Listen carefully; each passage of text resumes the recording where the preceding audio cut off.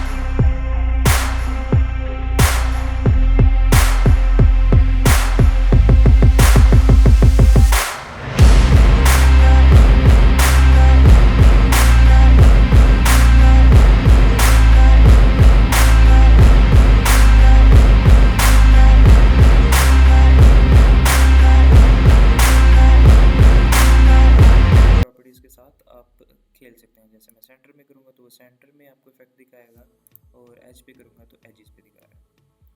तो इस तरह से आप भी अपने नियॉन इफेक्ट्स क्रिएट कर सकते हैं, किसी ऑब्जेक्ट या अपने लोगो के ऊपर इसे अप्लाई कर सकते हैं। तो that's it. So subscribe button के साथ थोड़ा सा प्यार करो, like share and comment. Till then bye.